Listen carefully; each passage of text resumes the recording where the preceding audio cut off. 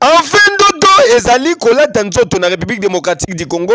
C'est officiel. Lobby Eleki, numéro 1, il y a société CBM Contractor SRL.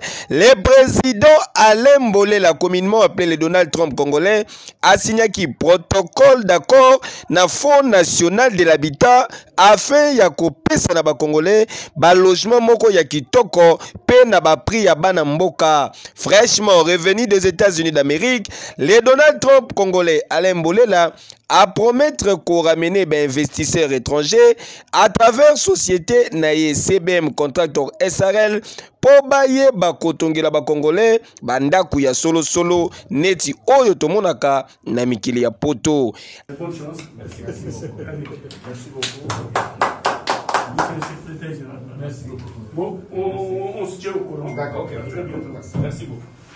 Ah oui, mboka ezali na besoin ya batu ya boye, batu bazali kotambola selon vision chère ya chef de l'État, son excellence Félix Antoine Tshisekedi Tshilombo Fachi Beton.